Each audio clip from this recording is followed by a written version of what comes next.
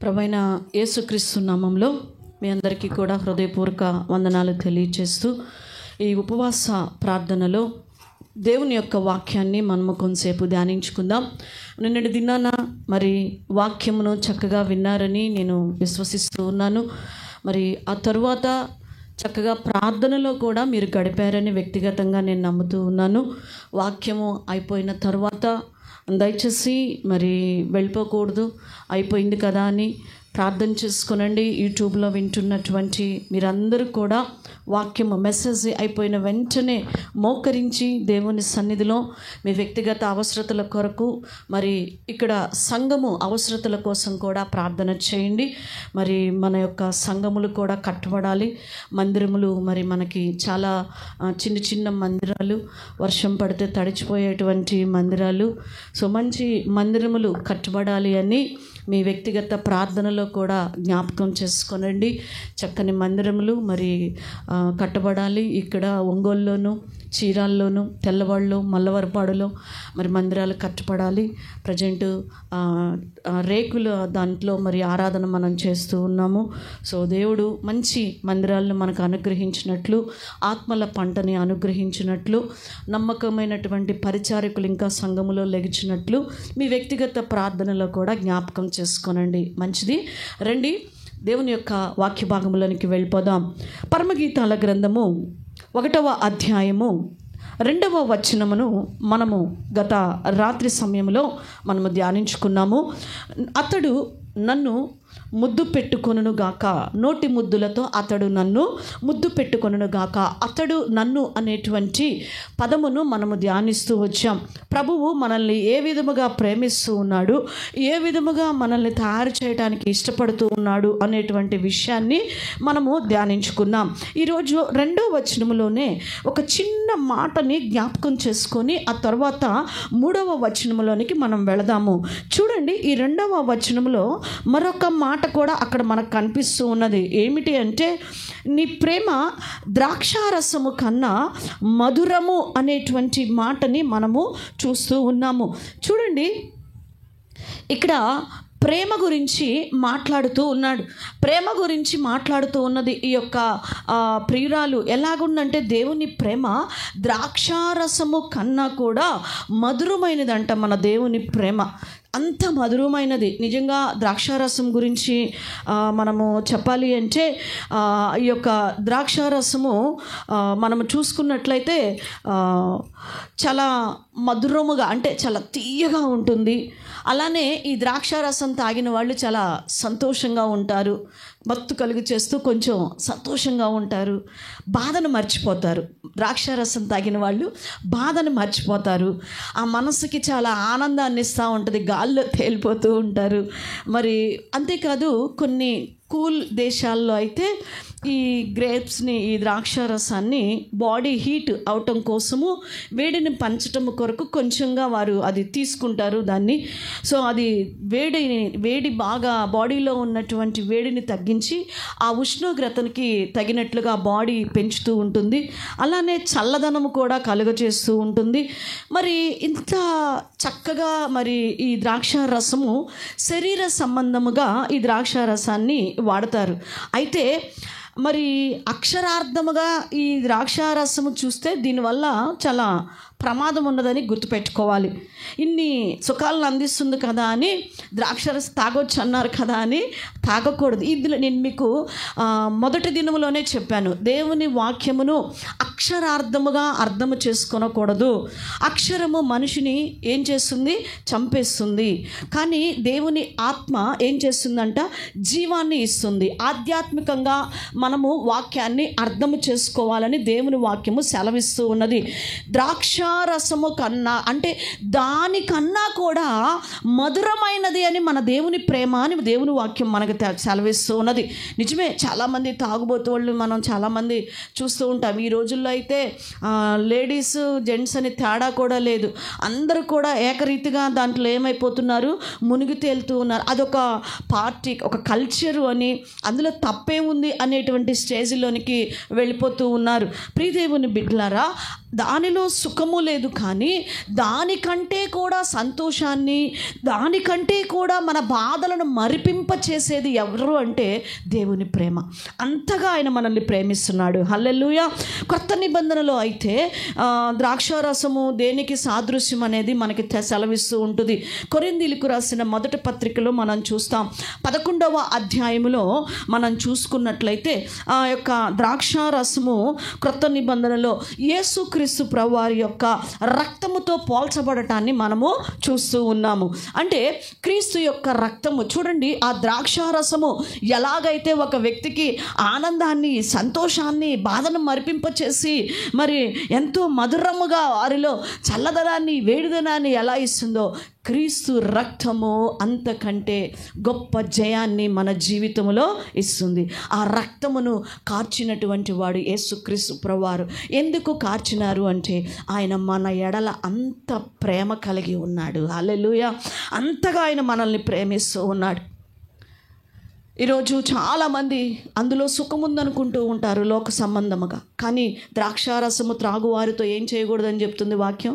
సహవాసము చేయకూడదని దేవుని వాక్యం చెప్తుంది. అది తాగువారికి అనగా తాగుబోతులకి ఏముంటుందంట? శ్రమ. చూడండి, వాళ్ళ జీవితాల్లో ఎప్పుడు దరిద్రం ఉంటుంది. ఎంత సంపాదించినా కూడా దరిద్రం తాండవిస్తూ ఉంటుంటుంది. దేవుని వాక్యం ఎఫెసీకి రాసిన పత్రికలో కూడా 5వ అధ్యాయము 18లో చెప్తుంటాడు, మద్యముతో మత్తులై ఉండకూడదని దేవుని వాక్యం మనకి సెలవిస్తూ ఉన్నది. కాబట్టి ఈరోజు ద్రాక్షారసము కన్నా కూడా మరి నిజముగా అలాంటి ప్రేమ, నా ప్రియుడి ప్రేమ మధురమైనది ప్రేమ అని ప్రియురాలు తన ప్రియుని యొక్క ప్రేమను ఇక్కడ వర్ణిస్తూ ఉంది. సంగమా, ఈరోజు దేవుని ప్రేమ గొప్పది, మరణము కంటే కూడా బలమైనది అని దేవుని వాక్యము సెలవిస్తూ ఉన్నది. మరణమునే జయించినటువంటి వాడు మన క్రీస్తు ప్రభువారు. అలాంటి ప్రేమతో నిన్ను ప్రేమిస్తూ ఉన్నాడు. అలానే సంఘము కూడా నిన్ను వలె నీ పొరుగు వారిని ఏం చేయమనుంది? ప్రేమించండి అనంది. ప్రభువు నిన్ను ప్రాణం పెట్టినంతగా ప్రేమించినాడు. మరి మనం ఎలా ప్రేమిస్తున్నాము అనేది మనల్ని మనము పరిశీలన చేసుకోవాలి.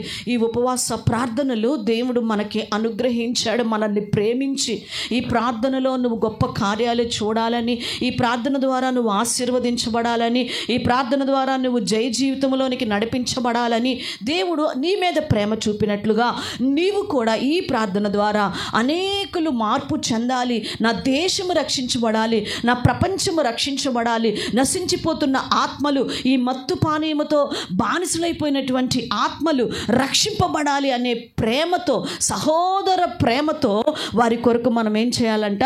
ప్రార్థన విజ్ఞాపనలు చేయాలని దేవుని యొక్క వాక్యం మనకి సెలవిస్తూ ఉన్నది.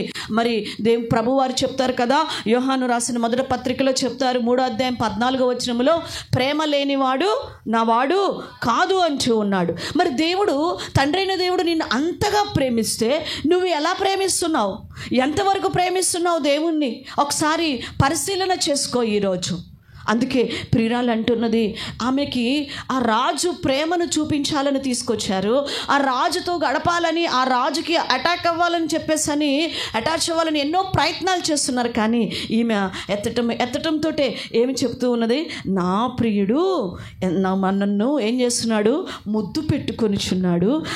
ఆయన ప్రేమ ద్రాక్షారసము కన్నా ఎలాంటిదంట? మధురమైనది అని చదివిస్తుంది. ప్రియదేవుని బిడ్డలారా, ఈరోజు మనము 3వ వచనాన్ని కూడా మనం ఇక్కడ ధ్యానిద్దాం. చూడండి, 3వ వచనాన్ని మనం ఒకసారి చదువుకుందాం. నీవు పూసుకొను పరిమళ తైలము సువాసన గలది, నీ పేరు పోయబడిన పరిమళ తైలముతో సమానము, కన్యకలు నిన్ను ప్రేమించుదురు. చూడండి, ఇక్కడ 3 విషయాలు ఈ వచనములో మనకి తెలియజేయబడుతూ ఉన్నాయి. నెంబర్ 1, ఇక్కడ పరిమళ తైలము అనే మాటని మనము చూస్తూ ఉన్నాం. నెంబర్ 2, ఇక్కడ నీ పేరు అనేటువంటి విషయాన్ని మనం అక్కడ చూస్తూ ఉన్నాం. 3, కన్యకలు అనే పదాన్ని ఇక్కడ మనము చూస్తూ ఉన్నాం. ప్రియదేవుని బిడ్డలారా, చూడండి, ఇక్కడ పరిమళ తైలము అనేది మనము పరిశుద్ధ గ్రంథంలో ఎన్నో రకాల తైలాలు మనకి చూస్తూ ఉంటాం. పరిశుద్ధ గ్రంథంలో పరిమళ తైలము, అభిషేక తైలము, ఆనంద తైలము, ఒలీవ తైలము, అచ్చ జటామాంసి అనే తైలము, సుగంధ తైలము, ఇలాంటి తైలము, పరిమళ తైలాల్ని మనము చూస్తూ ఉంటాం. ఆయా స్థలాల్లో ఆయా సందర్భంలో ఒక్కొక్కరు వాడినటువంటి విధానాన్ని మనం చూస్తాం. అయితే ఇక్కడ పరిమళ తైలము ఆయన పేరుకు పోల్చబడినట్లుగా చూస్తూ ఉన్నాం. ప్రియురాలు ఆయన పేరుని దేనితో పోలుస్తూ ఉన్నదంటే, నీ పేరు పోయబడిన పరిమళ తైలముతో సమానము, పరిమళ తైలముతో సమానము అంటూ ఉన్నది.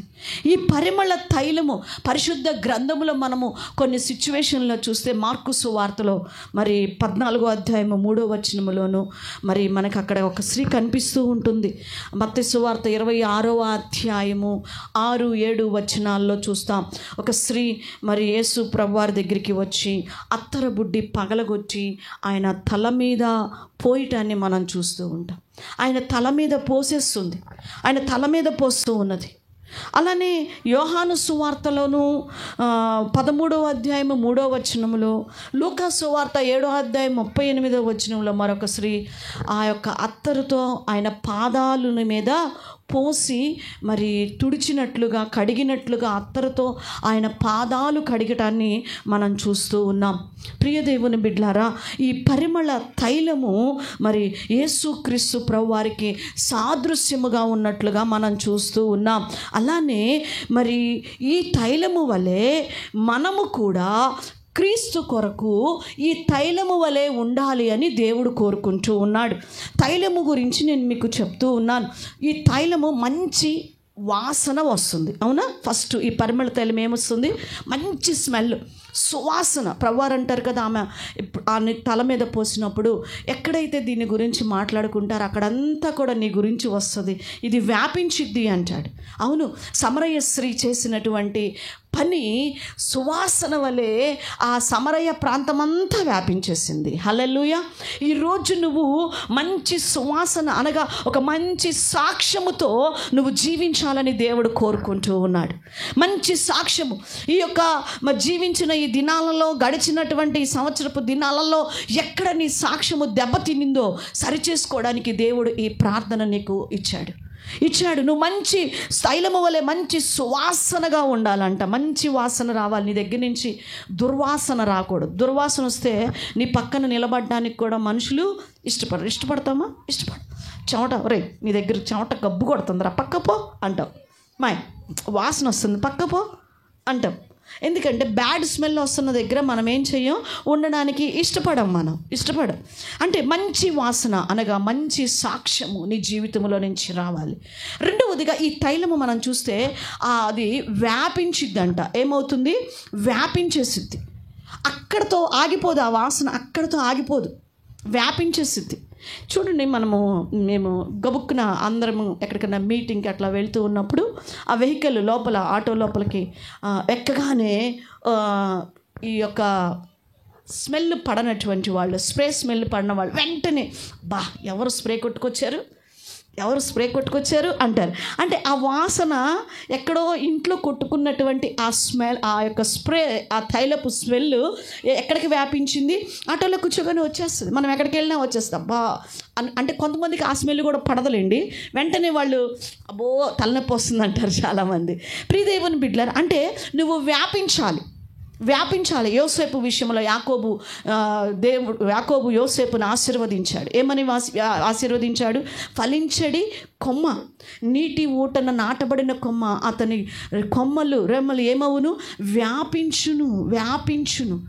అతను ఆశీర్వదించబడుతున్నాడు, వెళుతున్నాడు. ఒక్క దేశం కాదు, ఐగుప్తు ఈజిప్టులోనే ఉండలేదు, రకరకాల దేశాలలో అతను వ్యాపించాడు. అతని ద్వారా అతని దేవుడిని ఘనపరిచాడు, అతని దేవుణ్ణి ఘనపరుస్తూ వచ్చాడు. ప్రియదేవుని బిడ్డలారా, అలాగా నువ్వు వ్యాపించాలని దేవుడు కోరుకుంటూ ఉన్నాడు. ఈరోజు మన తండ్రైన దేవుడు ఆ విధముగా తైలం వలె ఉన్నాడు. ఆయన బిడ్డలమైన మనము, సంఘమైన మనము కూడా అలా ఉండాలి అని క్రీస్తు కొరకు దేవుడు ఆశపడుతూ ఉన్నాడు. ప్రియ సంఘం, అంతేకాదు ఈ తైలము శరీరములోని రోగముల కంట మందులాగా కూడా వాడతారంట. కొన్ని తైలాలతోటి శరీరానికి మెడిసిన్లా కూడా ఉపయోగపడుతుంది. అంతేకాదు ఈ శరీరము చెడిపోకుండా ఆ తైలం ఏమవుతుందంటే భద్రపరుస్తుందంట. ఈజిప్టులో ఇది ఎక్కువగా చూస్తాం. చనిపోయినటువంటి కింగ్స్కి రకరకాల సుగంధ ద్రవ్యాలతో ఆ బాడీకి రాసి మరలా వారు ఒకరోజు లెగుస్తారనే ఒక నమ్మకంతోటి వారిని ఆ బాక్స్లో ఆ తైలాలతోటి ఆ బాడీ చెడిపోకుండా అలాగ పెట్టేసేసి పిరమిడ్స్లో అలా పెట్టేస్తూ ఉంటారు. మన యేసుప్రభు వారికి కూడా ఆ తైలమును రాసి అది చుట్టినట్లుగా కూడా మనము చూస్తూ ఉంటాం. ప్రియదేవుని బిడ్డలారా, అంటే అది చెడిపోకుండా ఏం చేస్తుంది? భద్రపరుస్తూ ఉన్నది. నీ వల్ల ఇతరులకి హాని కలగకూడదు, నీ వల్ల ఇతరులు మేలు పొందాలి, ఇతరులు ఆశీర్వదించబడాలని దేవుడు కోరుకుంటూ ఉన్నాడు. ఇది కొంచెము చేదుగా ఉంటుంది. ఎలా ఉంటుంది? చేదుగా ఉంటుంది, మంటగా ఉంటుంది, చల్లగా ఉంటుంది. ఎలా ఉంటుంది? కొట్టుకోగానే మనం స్ప్రే కొట్టుకుంటాం కదా, అలా ఉంటుంది. బాడీకి తగిలినప్పుడు చల్లగా ఉంటుంది. టేస్ట్ చేయండి, చేదుగా ఉంటుంది. కొంచెం ఒక్కోసారి ఒక్కొక్క స్ప్రే మంట కూడా వస్తుంది. స్మెల్తో పాటు కొంచెం మంట కూడా, అంటే బాడీకి తగిలినప్పుడు. అందుకే అంటారు ఇది బాడీకి కాదు, జస్ట్ క్లాత్ మీద కొట్టుకునేది అంటారు చాలా వరకు కొన్ని స్ప్రేస్ని. అంటే ఈరోజు నీ జీవితంలో నువ్వు కూడా కొన్ని సమయాలలో ఇలాగ ఉండాలి, ఇలాంటి నిర్ణయాలు తీసుకోవాలి, ఇలాగే నీ జీవించాలి. చాలామంది దగ్గర ప్రేమను చూపాలి, చాలా దయగలిగిన జీవితాన్ని నువ్వు కలిగి ఉండాలి. కొన్నిసార్లు దేవుని కోసం మనము ఎలా ఉండాలంటే అగ్నివలే మండుతూ అనేకుల్ని మండించేటువంటి వారిగా మనం ఉండాలి. కొన్ని చేదు అనుభవాలు మన జీవితంలో ఎదురైనా కూడా ధైర్యముగా నిలబడేటువంటి వారముగా మనం ఉండాలి, కానీ పడిపోయేవారిగా మనం ఉండకూడదు. ఈ పరిమళ ద్రవ్యము అనేది ఎలా చేస్తారంటే అనేకమైనటువంటి దినుసులు, అనేకమైన మొక్కలు అన్నిటినీ కలిపి తయారు చేసేటువంటి ఆ సమ్మేళనమే పరిమళ తైలము అని మనము పిలుస్తాము. ఈ సుగంధ ద్రవ్యములతో సిద్ధపడినటువంటి వారు పరిశుద్ధ గ్రంథములో మనం చాలామందిని కొంతమందిని చూస్తాం. ఎవరిని సిద్ధపరిచారు?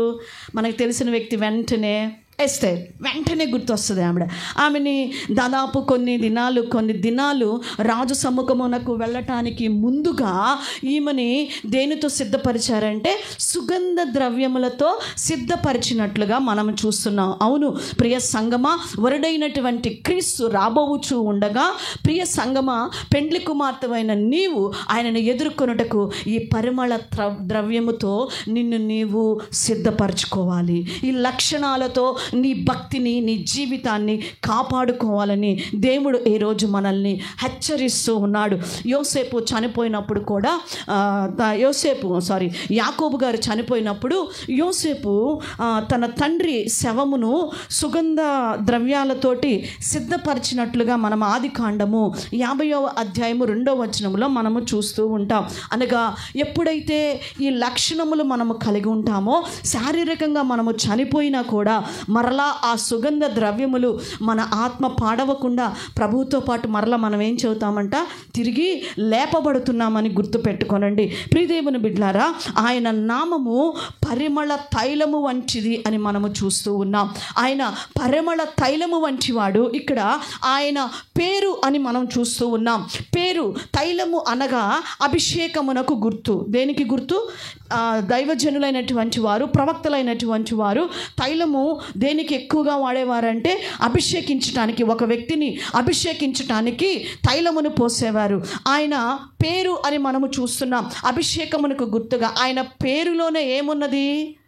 అభిషేకం ఉన్నది. మన యేసు క్రీస్తు అనగా ఏంటి అర్థము? అభిషక్తుడు అని అర్థం. అంటే ఆయన పేరులోనే ఏమున్నది? అభిషేకం ఉన్నది. అభిషేకం ఉన్నట్లుగా చూస్తూ ఉన్నాం. ఎవరైతే ఈ పరిమళ తైలం అనే ఆయన నామమును ధరిస్తున్నారో వారిని దేవుడు అభిషేకించి వారి ద్వారా గొప్ప కార్యాలు చేయబోతున్నాడు. హల్లెలూయా. ఆయన నామము ధరించిన వారందరూ కూడా, ఎఫెసీ రాసిన పత్రిక 5వ అధ్యాయము 1వ వచనం 2వ వచనం చదువుదాం. కావున ప్రియులైన పిల్లల వలె దేవుని పోలి నడుచుకొనుడి. క్రీస్తు మిమ్మును ప్రేమించి పరిమళ వాసనగా ఉండుటకు అర్పించుకొనుడి. హల్లెలూయా. ఎలా ఉండాలని? మనము పరిమళ వాసనగా ఉండాలని. ఈరోజు ఆయన నామము ధరించిన వారందరూ కూడా ఎలా ఉండాలంట? ఈ పరిమళ వాసనకి చెందిన వారిగా ఉండాలి. అందులో ఉన్న లక్షణాలు ఆత్మ సంబంధముగా నువ్వు కలిగి ఉండాలి. చాలామంది వాడతారు, పాపం చేయటానికి ముందు వాడతారు. ఆ యొక్క సామెతల గ్రంథం మనం చదువుతూ ఉన్నప్పుడు అంటది, జారాశ్రీ చెప్తుంటుంది, నా మంచము మీద రకరకాల సుగంధ ద్రవ్యములు పోసాను, వలపు తీరా తీరుదము రమ్ము, పరుండుదము రమ్ము అని పిలుస్తూ ఉంటుంది. పాపమునకు కూడా చాలామంది వాడుతూ ఉంటారు, పాపపు క్రియలకి వాడుతూ ఉంటారు. ప్రియ సంగమా, ఈరోజు నువ్వు దేనికి పరిమళ తైలము, దేని కొరకు నువ్వు ఉపయోగపడే విధంగా ఉంటున్నావో నాకు తెలియదు. పాపమునకు ప్రోత్సహించేటువంటి పరిమళ తైలముగా నువ్వు తయారవుతూ ఉన్నావా, లేకపోతే అభిషేకించబడిన క్రీస్తు రక్తము చేత కడగబడి క్రీస్తు కొరకు జీవించే అభిషేక తైలముగా నీవు ఉంటున్నావో నాకు తెలియదు. ఆయన నామము ధరించి మనందరూ కూడా ఈ పరిమళ వాసనగా ఉండాలని కోరుకుంటున్నాడు. యేసు నామము పరిమళ నామము అని 5:2 మనం ఇప్పుడు చదువుకున్నాం. అలానే యేసు నామము ఏ నామమో తెలుసా అండి? పైనామం అంట. ఏ నామము? పైనామము అనే మత్తయి సువార్త 1:21 చెప్తూ ఉన్నాడు. ఎంత గొప్ప నామము మనము ధరించి ఉన్నామండి. పైనామము తాలూకా ఆ నామము స్వస్థపరిచే నామము, ఆ నామము విలువైన నామము, అతిశయింపదగిన నామము అని దేవుని యొక్క వాక్యం మనకు సెలవిస్తూ ఉన్నది. అన్ని నామముల కన్నా, అన్ని పేర్ల కన్నా కూడా యేసు నామము తాలూకా మనము. హల్లెలూయా. ప్రియ సంగమా, నేను క్రీస్తు బిడ్డను, నేను ఆయన తాలూకా. ఈరోజు మనం చెప్పగలుగుతున్నామా దేవుని బిడ్డలమని? చాలామంది కొన్ని పరిస్థితులను చూసి దేవుణ్ణి కప్పపెట్టేస్తారు, దాచిపెట్టేస్తారు. నేను యేసయ్య బిడ్డనని చూపించుకోలేరు. చాలామంది భయపడుతూ ఉంటారు. ప్రియ దేవుని బిడ్డ, సువార్తలు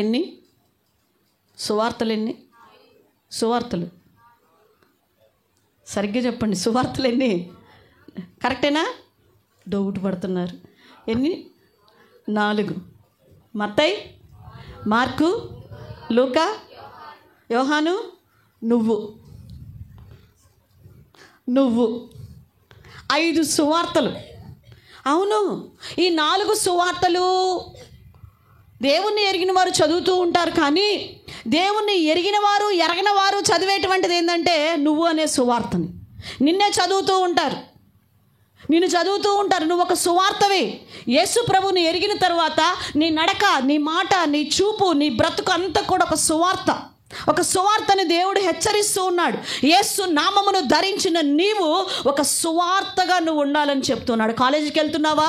అక్కడ ఒక సువార్తవి.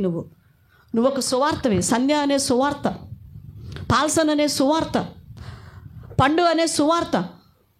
మీరు ఒక సువార్తలో ఆయా స్థలాలలో. ప్రియదేవుని బిడ్డలారా, మనల్ని ఎక్కువ చదువుతారు. చూడండి, మనం ఏం చేస్తామో ప్రతిదీ చదువుతూ ఉంటారు. యేసును అంగీకరించిన మనము అభిషేకము కలిగి అనేకులకు ఎలాగుండాలంట?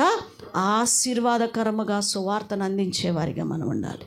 మన నామం, దేవుని నామము గొప్ప నామం. ఆ నామమునకు మించిన నామము మరొక నామము లేదు. ఆ పేరుకు మించినటువంటి పేరు మరొకటి లేదు. మనుషుల పేరు చెప్తే రానిస్తారో రానిరో నాకు తెలియదు, కానీ నా దేవుని పేరు చెప్తే సాతాను సైతము గడగడగడగడ వణికిపోతాడు. యేసుక్రీస్తు ప్రభువారు 40 దినముల ఉపవాస ప్రార్థన అయిపోయిన తర్వాత సాతానుని ఏం చేశాడంటండి?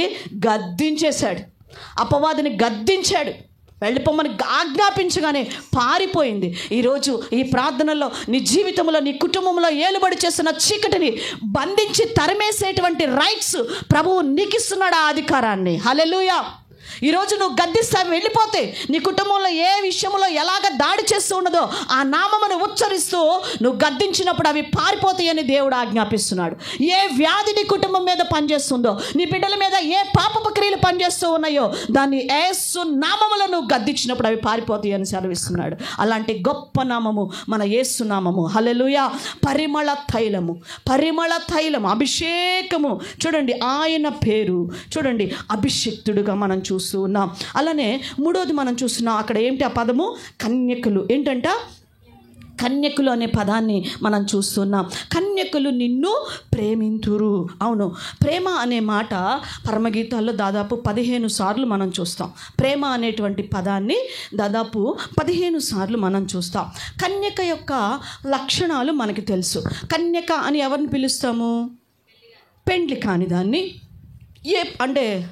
ఏ పురుషుని ఎరగనటువంటి దానిని,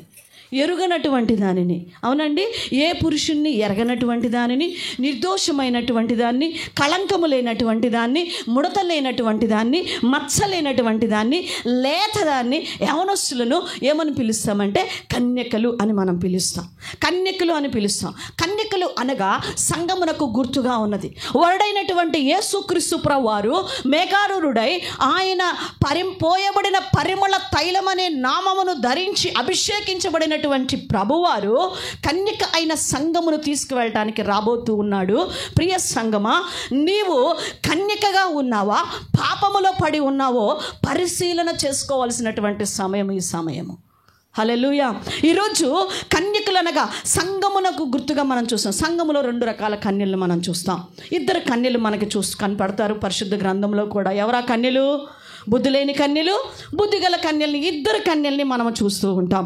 అయితే ఈ బుద్ధి లేని కన్యలు ఏమైపోయారంట? విడవబడ్డారు. స్టార్టింగ్లో వచ్చారు, ఎండింగ్లో వచ్చారు, మధ్యలో కనపడలా. ఎప్పుడొచ్చారు? Starting, ending.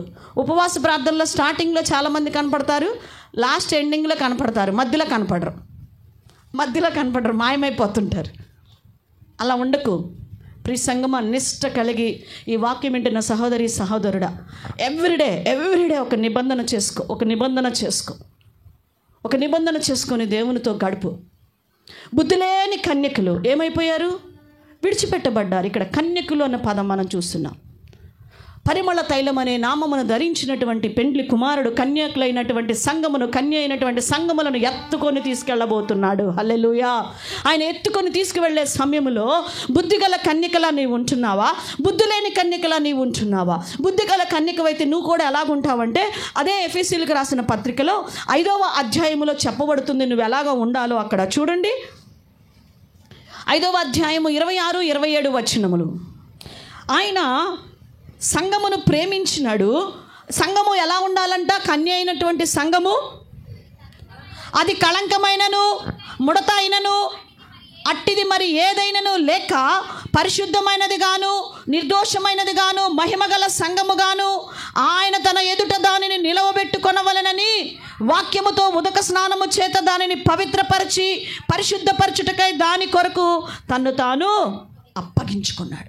నువ్వు పరిశుద్ధమైన కన్యగా ఉండాలని, దేవునికి ఇష్టమైన కన్యగా నువ్వు బ్రతకాలి అని తన రక్తముతో నిన్ను కడిగి శుద్ధి చేసి నిలబెట్టాడు. అయితే బుద్ధి లేని కన్యకలా వెళ్ళిపోతావా? పడిపోతూ లెగుస్తూ ఉంటావా? లేక బుద్ధిగల కన్యకలాగే నీ జీవితాన్ని కట్టుకొని నమ్మకంగా నువ్వు ముందుకు వెళతావు? పరిశీలన చేసుకో. ఎందుకంటే పవిత్రురాలైన కన్యకగా ఒక్కడే పురుషునికి ప్రదానము చేయబడిన నిజమైన కన్య, నిజమైన సంఘమని దేవుని వాక్యం సెలవిస్తూ ఉన్నది.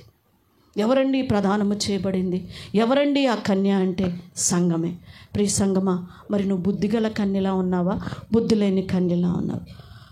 ఆయన పేరు పోయబడిన పరిమళ తైలము, ఆయన నామము అభిషిక్తుడు, అభిషేకించబడిన ఆ నామము, అన్ని నామముల కంటే పైనున్న ఆ నామము, పరిమళ తైలముగా ఉన్న ఆ నామము, సువాసన వెదజల్లిన ఆ నామము, నీ కొరకు ప్రాణము పెట్టిన ఆ నామము, నీవు కూడా ఈ తైలము వలె ఉండాలి అని ఆశపడుతూ ఆయన నామమును ధరించుకొని ఆయన కొరకు కన్య వలె ఎదురు చూస్తూ ఉండాలని దేవుడు కోరుకుంటూ ఉన్నాడు. హల్లెలూయా. ప్రియ సంగమా, ఎవరైతే అలా ఎదురు చూస్తూ బ్రతుకుతారో నీ జీవితంలో నువ్వు అడుగు వాటికంటే, ఊహించు వాటికంటే గొప్ప కార్యాలు నువ్వు పొందుకుంటావు. హల్లెలూయా. ఎవరికండి దేవుడు ఇచ్చేది? ఎవరికి ఇస్తాడు దేవుడు? ఆయనకి ఇష్టలైన వారికే కదా. భూమి మీద తనకి ఇష్టలైన వారికి దేవుడు ఒక మాట అంటాడు, దేవుణ్ణి ప్రేమించు వారికి ఆయన సంకల్పము చొప్పున పిలువబడిన వారికి మేలు కలుగుటకై సమస్తము సమకూడి ఎవరికి జరుగుతుంది? దేవుణ్ణి ప్రేమించి నువ్వు కూడా పరిశుద్ధ కన్యగా బ్రతకాలి అని. పరిశుద్ధ కన్య అంటే అయ్యో నాకు పెళ్ళయిందిగా అనబాకండి. పెళ్ళికి దీనికి సంబంధం లేదు. పాప జీవితము, సంఘము పవిత్రంగా ఉండాలి. సంఘములో ఉన్న నీవు పరిశుద్ధంగా ఉండాలి.